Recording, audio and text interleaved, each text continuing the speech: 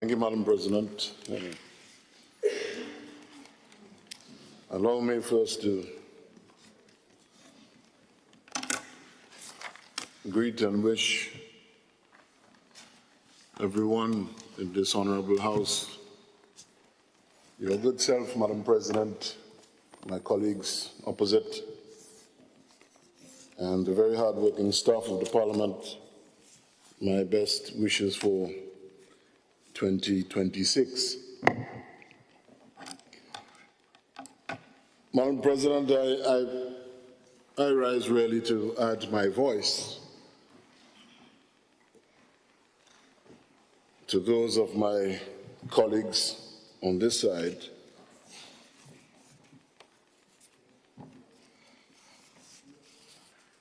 in our contribution to the discussion and debate on this amendment bill to the Drug Abuse Prevention and Control Act. Madam President,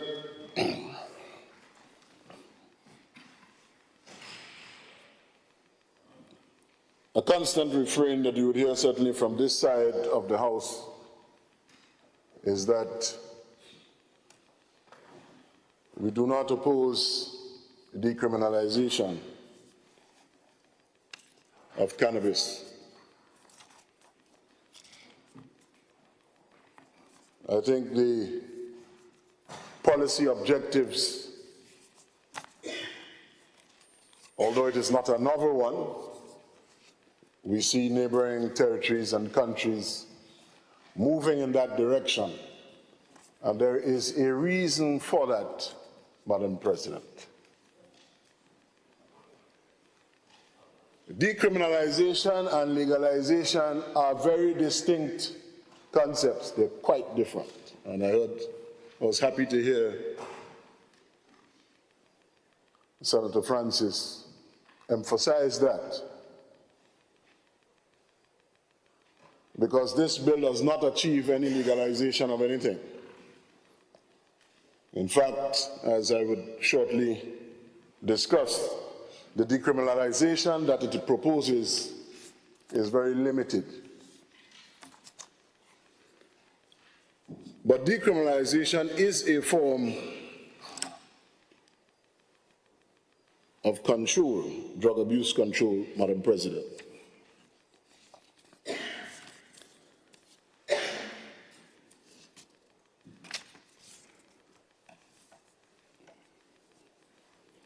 Cannabis, sativa, ganja, marijuana, however you wish to call it, has been around for a very long time.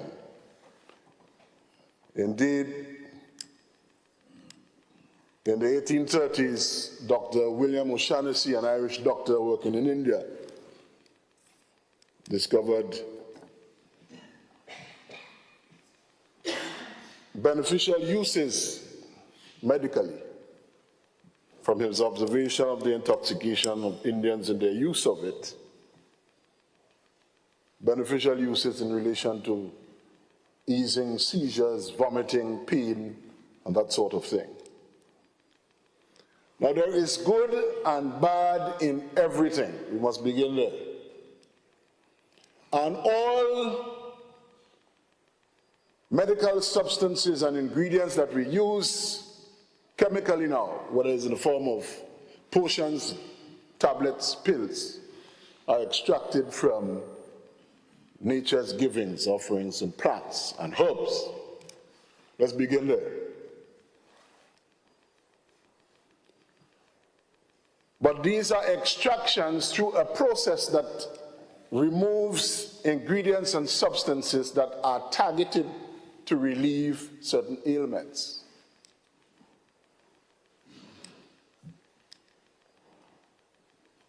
Now, before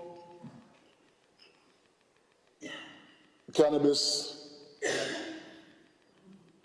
was put into a controlled drug category, it was widely used in some societies. And I wish to say a few things, on this, because I was part of the preparation of legislation in another Caribbean country in relation to this matter, so I know exactly what I'm saying here.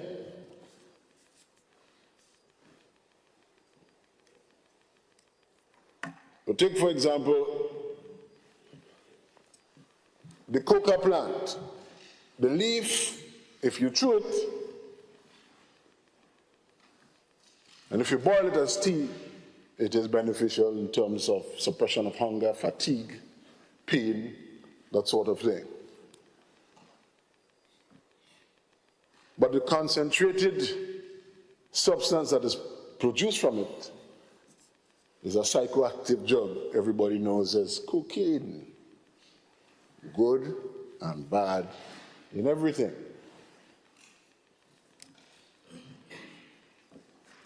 Madam President, the march to decriminalization, certainly in terms of marijuana, ganja, cannabis, makes a lot of sense. And we must focus on really what the objective is in decriminalization, certainly where serious efforts have been made to do so. It does not focus on medical use because already there is regulated medical use of extracts from cannabis. It is in relation to smoking and addiction, drug abuse, because I began by saying, Madam President, it is a form of control. And it certainly makes a lot of sense because the statistics over the years have shown that the problem of abuse, overuse, has been in a certain demographic, certainly young people that have been engaged in deviant behavior. And so, understanding the social context and that we all need second chances, I support the move to expunge criminal records of people who have been criminalized, charged, and penalized for small uses, small amounts of cannabis. Very good idea. Because, you know, criminal records, Madam President, they don't disappear. One simple incident and the record of that stays with you until you're dead, no matter what the real circumstances surrounding how it came to be. And I think that is a very good idea. So decriminalization, there's nothing wrong with that. And expungement, absolutely nothing wrong with that. Not a new idea. Other places have been doing that.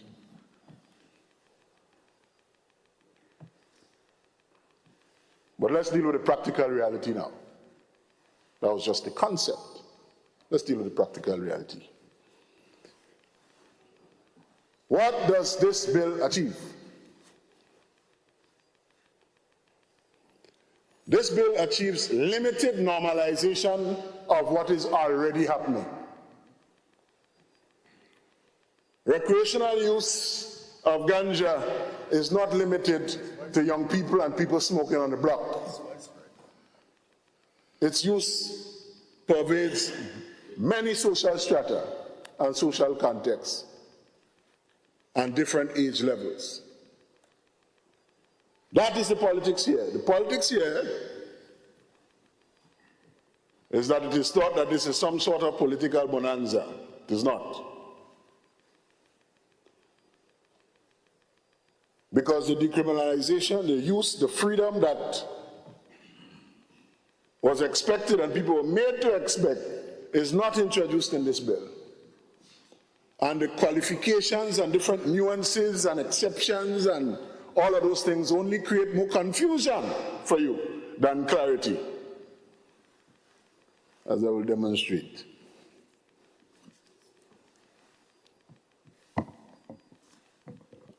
As my distinguished colleague Dr. Charles said, and before her, my brother Cox, this thing is a serious thing. Madam President, when you are embarking on decriminalization of cannabis, first as a policy and then as a law. You have to appreciate you cannot be all things to all people. This is an issue with only two columns. It's either you're doing it or you're not doing it. There is no middle ground, you know. There is no middle ground. For instance, you are saying you're free to smoke in your house and your yard. That's happening already. So you're not giving any freedom to anybody. Already, law enforcement does not expend resources running behind small uses, fellas on the block with two, three spliff. They don't do that. They don't do that. So you're not liberating anything there. And now you have created the anomaly that, okay, I am free to smoke, because that is what it's about, to smoke on my premises, home and yard. You can't smoke at a bus stop, can't smoke a joint while walking along the road. Because you see, it's harmful. And my brother who spoke before me, I am sure if he helped the policy agenda that they are promoting. Because he's saying it's harmful. But a man can smoke a 3-5, a Dumaria, a Marlboro right there on the bus stop, and that's legal. It is legal. But you're telling me you're doing such great things for me that I can smoke, only smoke in your house, because if you smoke in a public place, $300 fine. Please. It's a joke, a political joke.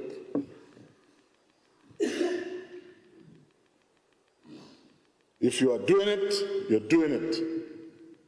You can't be all things to all people.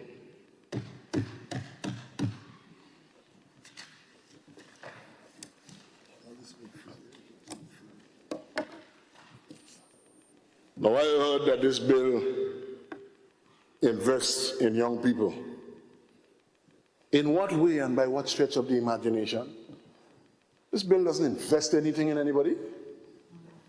It does not create any opportunity for young people to do anything.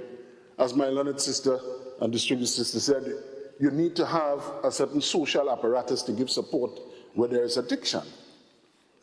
You see, the difficulty in this approach is that my friends opposite begin by recognizing that this is a narcotic.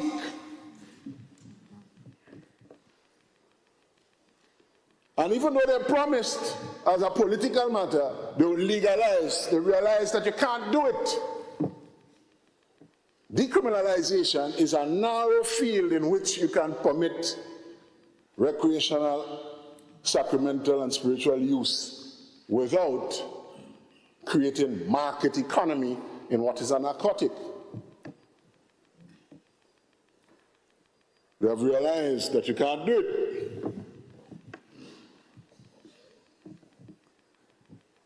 There are 3 major international treaty conventions. Madam President, you should be familiar with them. I think it's the 1961 Single Convention on Narcotics and the 1971 Convention on Narcotics and Psychotropic Drugs, followed in the 80s by the Convention on, I think, the prevention of trafficking narcotics and illicit and psychotropic drugs. All countries, with the exception of a few United Nations countries, which I think are described, some describe them as rogue countries, do not and have not signed that, and are not committed to that. So we must begin by recognizing the classification as a narcotic.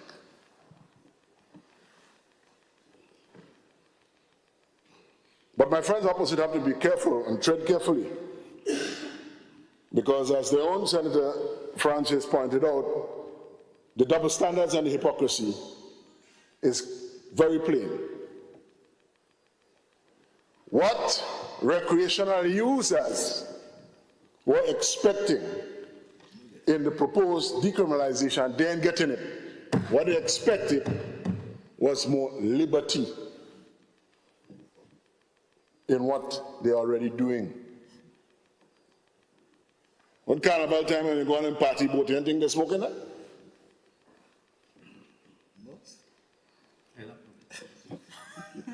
So, Madam President,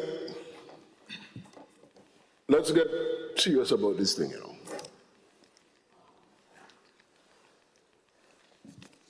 Let's get serious about this thing.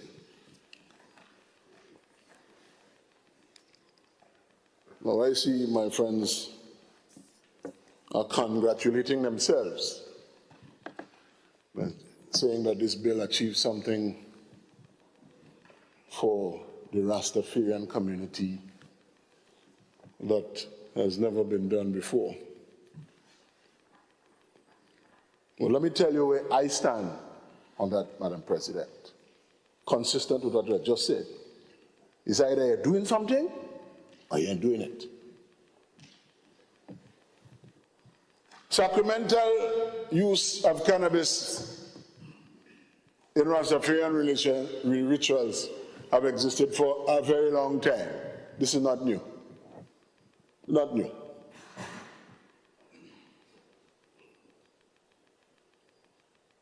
But before congratulating yourself, be very careful about the signals that you are sending. If you are to be serious, first and foremost, I want to see the official recognition of Rastafarianism as a religion, as a faith. Start there, number one. Don't tell me inside this bill that you will have a minister that will make the decision to make a declaration. So what? Depends on political permission of a minister as to occasion and events for permitting the use. I mean, really? You cannot be all things to all people. It's either you're doing it or you're not doing it.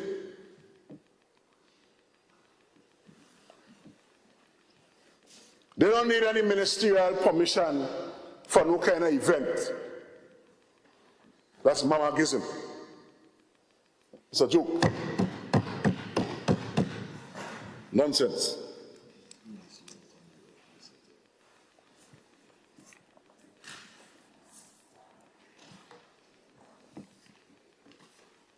In fact, it's an insult for thinking people losing their mind for you to come and tell me a minister has to declare events as a religious event and so on, so as to permit the thing. If you recognize the religion and you recognize its importance ritualistically, sacramentally, permit it. And done. But we know, Madam President, that we're in a certain year, spend a lot of time flying and gathering and the time run out. So you have to start ticking boxes now. And as my good friend Senator Charles said, it's not even a full tick. What is that? A half tick. Don't play games. We see that a mile coming. Stevie Wonder, see that from your balcony?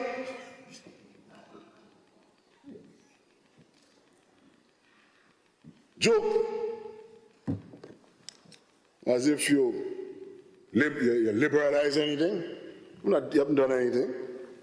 You're still tight. You're still telling them what they can't do. Stay home and do it. Please. My friend laughing. There's my partner. Opposite. He started off with Peter Tosh. You forget. Well, I like when I get to him. And right now, the one that constantly plays in my car is that we had to find a solution for this pollution. But I know the one you're talking about, the song is legalize it. But you ain't legalizing it here.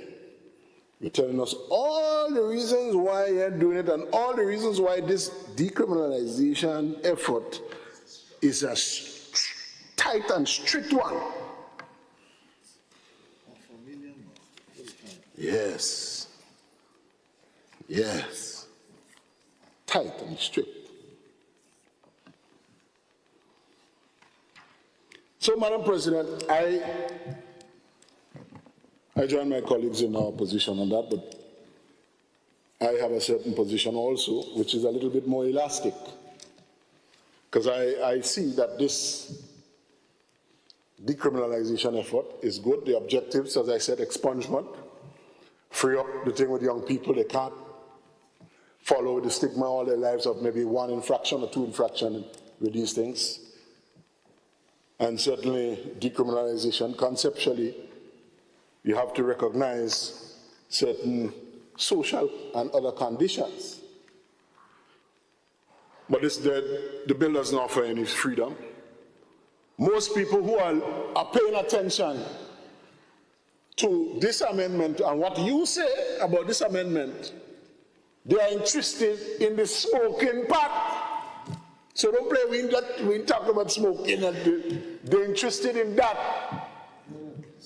That is what they're interested in. That is what they're looking to listen for. And you know that. Very well know that. But you have not delivered the freedom. You have not even delivered even the decriminalization, the scope that one would have expected by this bill. A few more things, Madam President.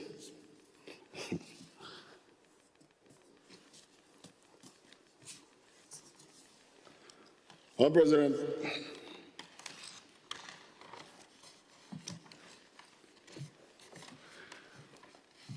politicians are creatures of expediency. We know this. But there are some issues in our society that are not for expediency. Because the position of leadership that we hold for the time being, especially on certain issues, bears upon us a great responsibility for the implications for the future, the signals that you are sending. I thought that it would have been made clear in this legislative approach what your signal is, because I get mixed signals out of this all over the place. That's why I say you cannot be all things to all people. What you would have, or certainly if I had participated in something like this, as I did elsewhere, you want to make clear the bounds of decriminalization in terms of recreational use. It is not practical to tell people only in your house and in your yard. That ain't practical. You know you ain't gonna monitor that and you can't afford it. It ain't make sense. You have to understand the expectations outside it, and you have to understand what is already happening in terms of the use. You have to be clear on the objective in relation to religious recognition and use.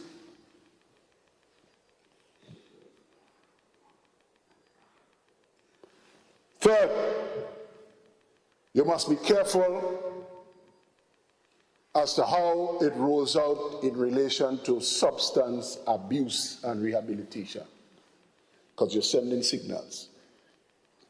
This is for adults and responsible people, and for responsible use. That's an adult thing. And so I don't want to repeat the admonitions of my sister, Dr. Charles, but they are quite valid, and they will do well to keep these in mind. But Madam President,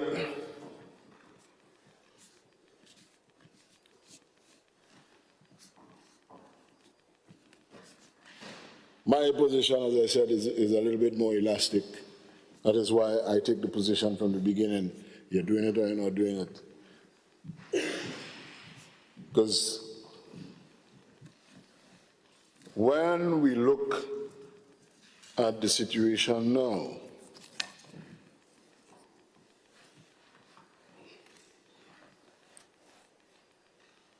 the use of ganja as a narcotic is hardly the interest of the system, particularly the justice system. It's hard drugs that we're interested in, the cocaine and the thing and them, not ganja. It's harmless in terms of how it is happening now. People smoke some joints, some split. It's harmless. As the sister opposite pointed out, they know and we know all too well the disastrous effects of the abuse of alcohol. Many of the cases in the system, and my learned, distinguished friend, the Attorney General, will very well know that. A lot of the cases in the system, whether it's murder and grievous harm, operate in a context where the violence is inspired by alcohol consumption and its abuse. Motor vehicular fatalities, alcohol abuse. You ain't seen none of the statistics saying somebody run off the road and kill people because they smoked the joint.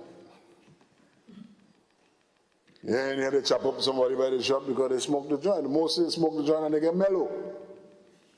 Not violent. So I understand that. That's why I tell you my position is that it's quite correct that in the system, even already, we don't need to be wasting resources running behind those things. But the important aspect of decriminalization must be not so much recreational use, because we know what is happening already. Medicinal and religious. And if you're doing it as a serious thing, it's not a halfway thing. And you have to recognize properly the religious faith that you say you want to target. So, Madam President, I am for decriminalization, naturally, clearly. But we know clearly this is not legalization, very far from that, and it is not a generous at all decriminalization of the use of cannabis. Madam President, I am certainly in favor of expunging the record, especially when young people made a wrong turn in life before, given the social attitudes towards its use, and have had a record against them.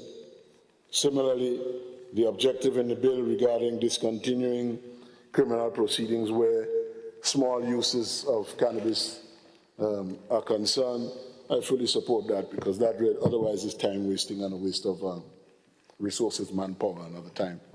The court system, justice system to be chasing.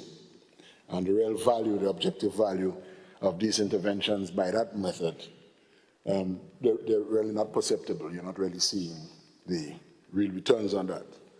But I felt it necessary to put this thing in perspective, to make it clear that you have no political bonanza here. In fact, people are more interested in another issue about deportees, and there's another place about that than this issue here.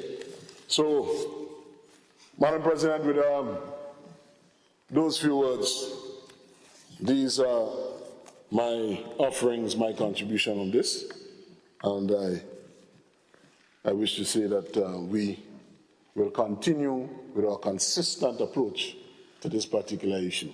Thank you very much. I thank you, Senator Horsford. Thank you very much. And it's past the noon hour. Our lunch is here. 45 to 60 minutes maximum, and we will then reconvene. We have 5 full speakers and 1 or 2 other items on the order paper. Let us aim to complete today. The Senate is adjourned for lunch.